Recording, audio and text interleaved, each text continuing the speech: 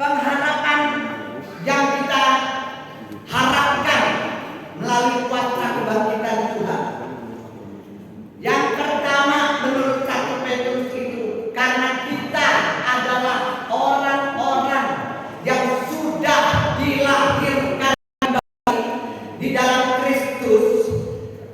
Kita adalah orang-orang yang sudah diselamatkan. Kita adalah orang-orang yang sudah dibenarkan di dalam Kristus. Nah, itu sebab kita punya pengharapan, dan pengharapan di dalam Kristus nyata benar tidak akan mengecewakan kita semua. Artinya pasti terjadi. Ya, apapun yang kita harapkan sebagai anak-anak Tuhan pasti terjadi. Pengharapan apa yang kita baca tadi? Yang pertama adalah hidup yang kekal. Itu adalah pengharapan yang paling utama buat kita semua. Saya percaya kita semua merindukannya untuk memperoleh hidup yang kekal, hidup bersama Tuhan Yesus. Dia bangkit, maka kita juga bangkit bersama Dia. Karena Dia hidup, maka kita hidup bersama Dia. Dan hidup itu adalah hidup yang kekal. Itu adalah pengharapan. Ketika kita bicara tentang salib, saudara, itu berarti di dalam salib itu, ketika kita memandang Yesus mati dan darahnya tertumpah di atas kayu salib, kita yang percaya sebagai anak-anak Tuhan tidak akan binasa, melainkan memperoleh hidup yang kekal. Karena kita Yesus mati di atas salib, tetapi Dia tidak mati, tetapi Dia hidup sampai selamanya. Itu sebabnya pengharapan kita adalah kita menerima hidup yang kekal bersama dengan Yesus.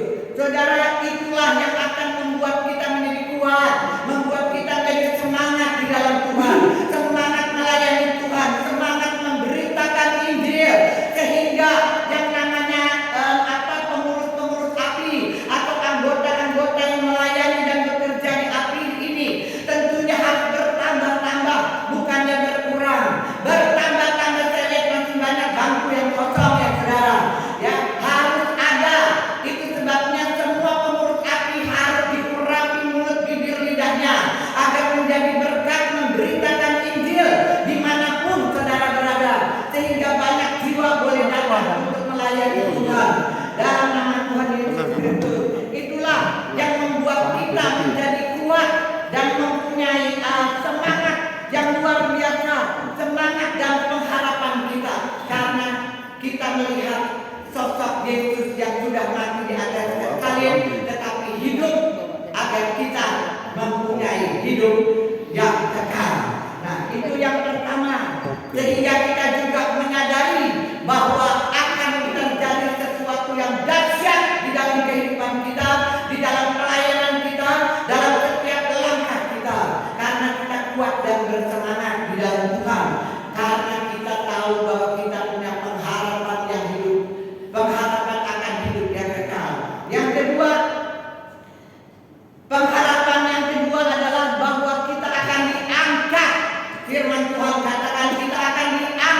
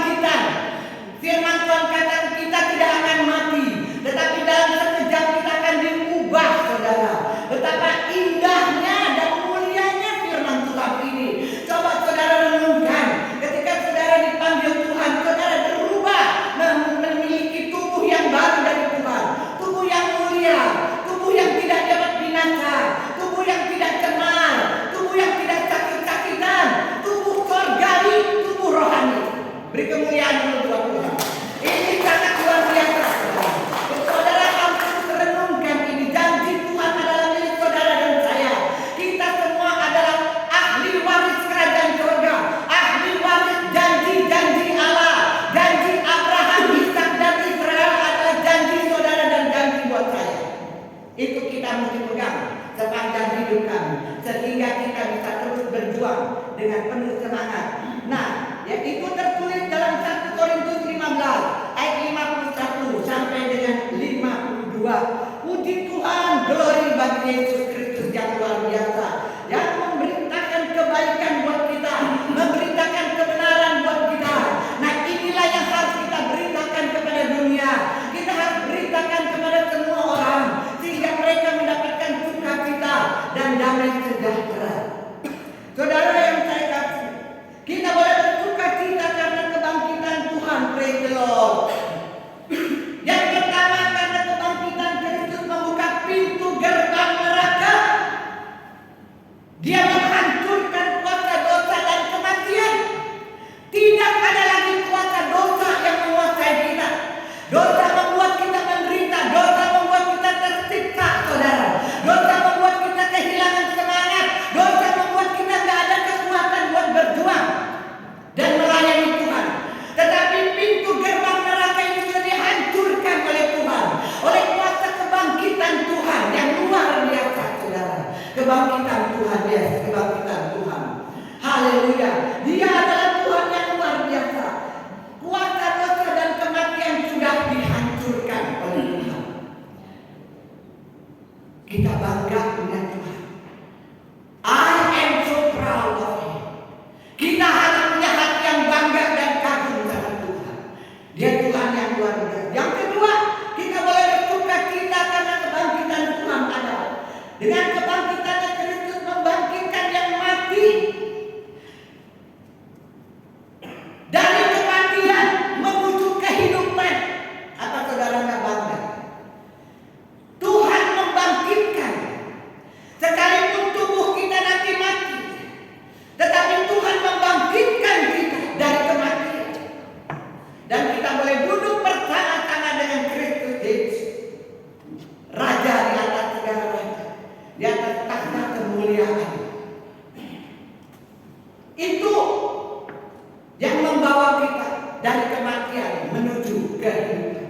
Yang ketiga, kenapa kita mau bersuka cita karena kebangkitan Tuhan? Dengan kebangkitan Kristus membungkamkan para penjaga dan algojo. Semua musuh-musuh dibungkamkan oleh Tuhan.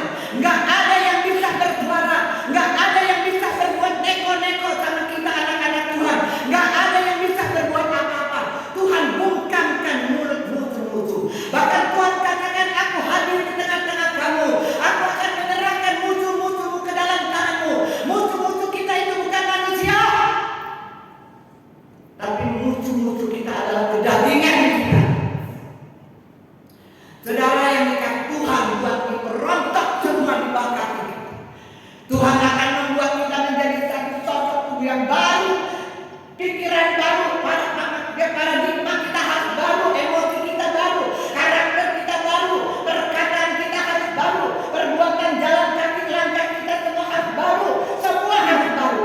Dan Tuhan katakan, lihatlah, aku telah menjadikan semua baru. Yang lama sudah berlalu, yang baru harus datang terus.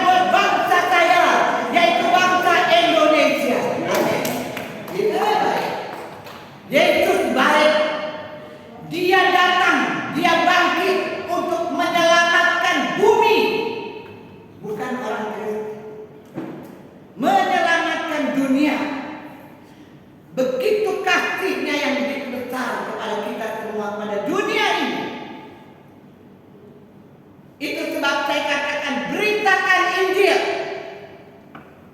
agar banyak orang menerima keselamatan dari Tuhan. Yang kelima, dengan kebangkitannya Dia memperbaharui karunia kehidupan kita.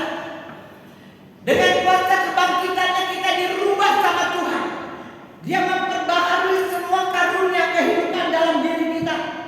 Dia juga memperbaharui cara pandang kita sebagai anak Tuhan, cara pandang kita sebagai anak-anak bangsa, cara pandang kita dalam hidup bermasyarakat, berbangsa, bernegara, dan tentunya dengan dasar atau asas Pancasila.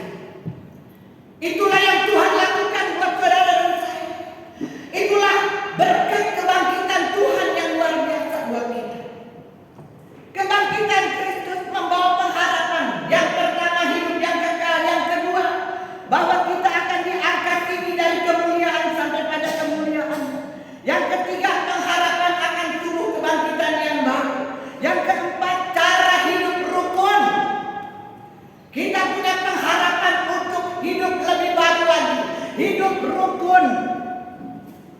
Saling menghargai, saling menghormati, saling menjaga, saling bertoleransi, tanpa harus menimbulkan konflik karena perbedaan yang ada.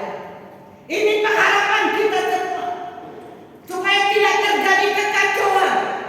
Karena Tuhan berfirman, Aku tidak menginginkan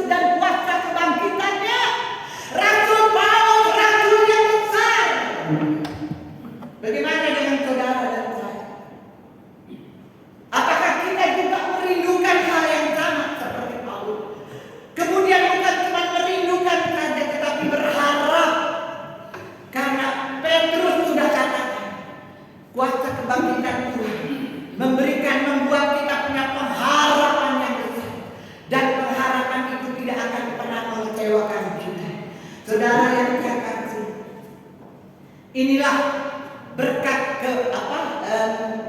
kebangkitan Tuhan yang harus saya sampaikan. Singkat, jelas, dan saya percaya kita semua pasti diberkati. Maju terus, saudara. Bersemangat, beritakan Injil. Biarlah